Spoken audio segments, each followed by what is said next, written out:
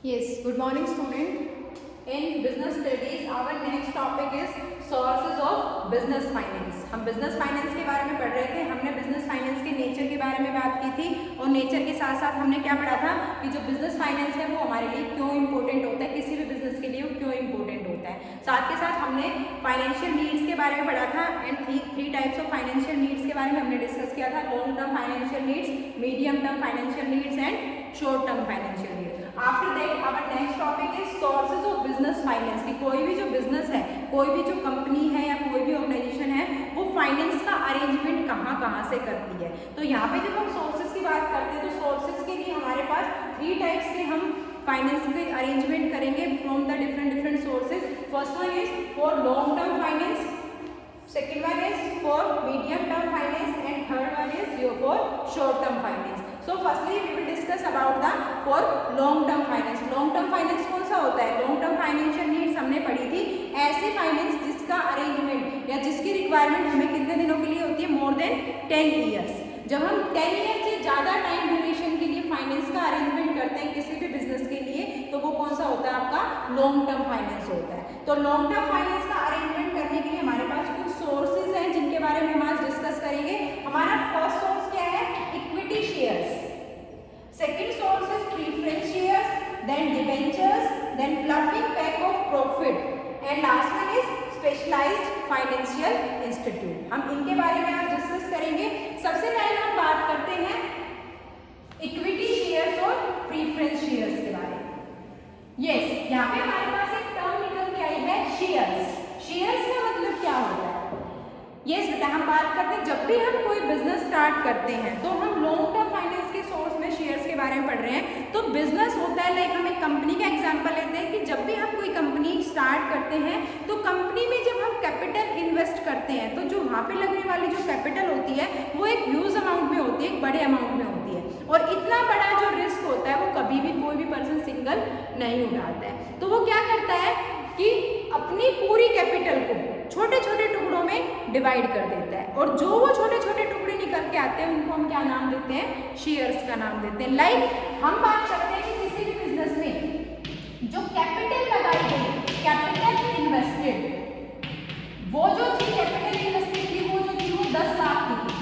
अब 10 लाख की कैपिटल लगानी है तो 10 लाख की कैपिटल जो है वो एक पर्सन सिंगल नहीं लगाना चाहता है, कंपनी फर्म वो लगाना चाहता है, वो इतने रिस्क को अकेले नहीं लेना चाहता है. तो क्या करता है? इस कैपिटल को छोटे छोटे टुकड़ों में तोड़ देता है. वो क्या कहता है कि मैं इस कैपिटल के छोटे छोटे 1000 पीसेस करूंगा. तो वो कितने पीसेस करता है? अगर हम पीसेस की बात करते हैं तो पीसेस उसके कितने किए? 1000 पीसेस. तो जब वो 1000 पीसेस करता है तो ये जो 1000 पीसेस है तो पर पीस कितने अमाउंट का होगा? तो अगर हम पर पीस की बात करते हैं तो 10 लाख डिवाइडेड बाय 1000, क्योंकि उसने कितने पीस किए?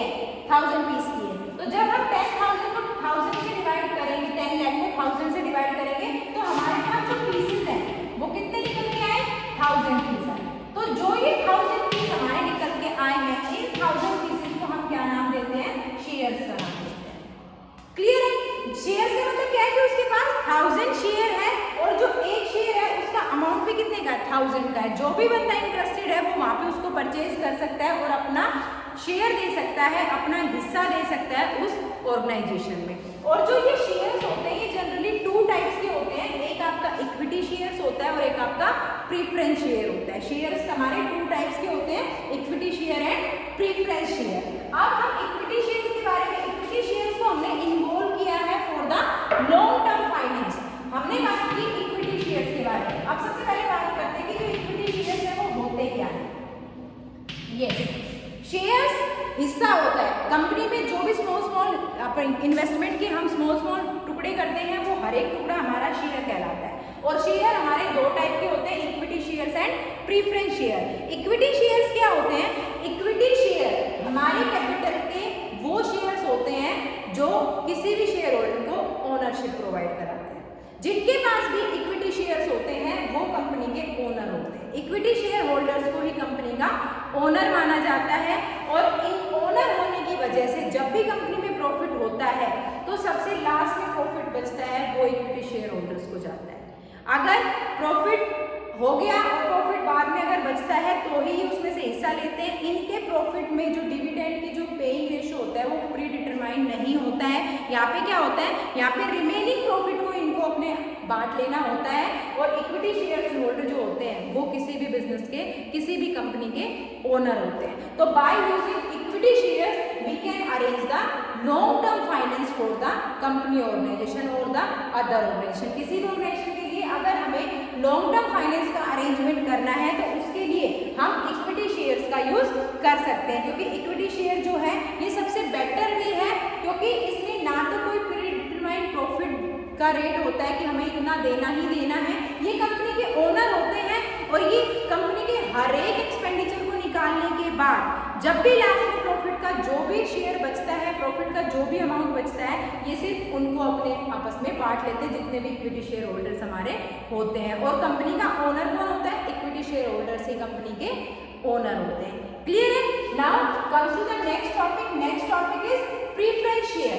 प्रीफरेंस शेयर की बात करें, this is also the type of share, but जो प्रीफरेंस शेयर होते हैं ये इक्विटी शेयर्स की तरह कंपनी के मालिक नहीं होते हैं।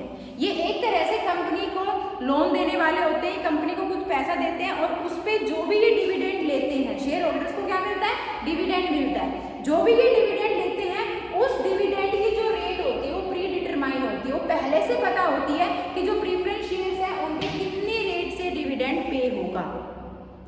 तो इनको जब डिविडेंड की पेमेंट होती है तो जो कंपल्सरी पेमेंट्स होते हैं उन कंपल्सरी पेमेंट्स को हटाने के बाद जो भी डिविडेंड बचता है, उस जो भी प्रॉफिट बचता है उस प्रॉफिट का एक fix percentage amount preference share holders को प्रोवाइड कराया जाता है before the equity share holders. इनको डिविडेंड तो मिलता है, ऐसा भी नहीं है सबसे पहले मिल जाएगा, बट इक्विटी शेयर होल्डर से पहले मिलता है। और ये कंपनी के ओनर नहीं होते। कंपनी की जब भी कोई जनरल मीटिंग होती है तो जो इक्विटी शेयर होल्डर्स होते हैं उन्हीं का वहाँ पे मौजूद होना जरूरी होता है, बाकी प्रीफरेंस शेयर होल्डर्स का वहाँ पे होना नेसेसरी नहीं होता। और जब भी कंपनी में किसी भी टाइप के इलेक्शन वगैरह होते हैं तो इक्विटी शेयर होल्डर्स को ही वोट डालने का राइट होता है और 1 पर्सन 1 वोट डालने की पॉलिसी होती है। एक पर्सन सिर्फ अपने हिस्से का एक ही वोट डाल सकता है। तो जो प्रीफरेंस शेयर होल्डर और इक्विटी शेयर होल्डर होते हैं उनमें क्या डिफरेंस होता है, इक्विटी शेयर होल्डर किसी भी ऑर्गेनाइजेशन के ओनर होते हैं but preference share holder owner नहीं होते हैं। पेमेंट दोनों को डिविडेंड की होती है, बट इक्विटी शेयर होल्डर को डिविडेंड बाद में पे होता है अगर बचता है तो प्रॉफिट में, और प्रीफरेंस शेयर होल्डर्स को उनसे पहले डिविडेंड की पे हो जाती है एक प्री डिटरमाइंड फिक्स रेट। यहाँ पे क्या होता है कि जो डिविडेंड की रेट है वो प्रीफरेंस शेयर होल्डर्स की पहले बता दी जाती है कि लाइक प्रीफरेंस शेयर होल्डर्स को 6% डिविडेंड मिलेगा, ये स्टार्टिंग में ही बता दिया जाता है। और बाद में प्रॉफिट होने ना होने का इनमें कोई इफेक्ट नहीं पड़ता, इनको 6% डिविडेंड की पेमेंट होगी ही होगी। जो इक्विटी शेयर होल्डर्स होते हैं वो बिजनेस की हर एक जनरल मीटिंग को अटेंड करते हैं, बट प्रीफरेंस शेयर होल्डर्स में ऐसा कंपलसरी नहीं होता है, ना ही कंपनी की मीटिंग्स में अटेंड करना इनका कंपलसरी होता है और ना ही ये वोटिंग राइट इनको प्रोवाइड कराया जाता है। वोटिंग राइट भी किसके पास होता है, इक्विटी शेयर होल्डर्स के पास होता है। Clear? Now next one is debentures. Debentures क्या होते हैं? डिबेंचर्स एक तरह से कंपनी को लोन देने वाले होते हैं, लेंडर होते हैं। ये कंपनी को लोन देते हैं और जब भी कंपनी को लोन देते हैं तो उसमें जो इंटरेस्ट रेट होता है वो पहले से फिक्स होता है। जब भी आप डिबेंचर परचेज करोगे तो उसके आगे आपको लिखा होगा 12% डिबेंचर। 12% डिबेंचर का मतलब क्या होगा कि जो डिबेंचर पे इंटरेस्ट दिया जाएगा वो कितना दिया जाएगा, 12% दिया जाएगा। 10% डिबेंचर, 12%, 8%। तो डिबेंचर के साथ ही पहले उसकी इंटरेस्ट रेट जो है वो डिटरमाइन होती है। डिबेंचर पे डिविडेंड नहीं मिलता है, डिबेंचर एक तरह से लोन होता है और उसके लिए हमें कंपनी को उनको इंटरेस्ट पे करना होता है और इस इंटरेस्ट को कंपनी को पे करना ही करना होता है, भले ही कंपनी को प्रॉफिट हो या फिर ना हो, क्योंकि ये एक तरह से कंपनी के ऊपर लोन होता है और कंपनी को अपने लोन के इंटरेस्ट को देना ही देना होता है, भले ही कंपनी जो है वो हमारी लॉस में चल रही हो। तो डिबेंचर्स क्या होते हैं? डिबेंचर्स एक तरह से लोन होते हैं और जो अपने साथ में अपने इंटरेस्ट की रेट को साथ लेके घूमते हैं। आपको डिबेंचर देख के ही पता चल जाएगा कि इस पे कितना % इंटरेस्ट पे करना है। डिबेंचर के आगे ही लिखा होता है कि ये डिबेंचर 15% डिबेंचर है। 15% डिबेंचर का मतलब क्या है कि इस डिबेंचर पे कितना इंटरेस्ट देना है कंपनी को, 15% का इंटरेस्ट देना है। क्लियर? ये एक तरह से लोन की फॉर्म में होता है, जबकि शेयर जो होते हैं वो लोन की फॉर्म में नहीं होते, ये एक तरह से हिस्सेदारी की फॉर्म में होते हैं। और शेयर्स में हमेशा डिविडेंड की पेमेंट होती है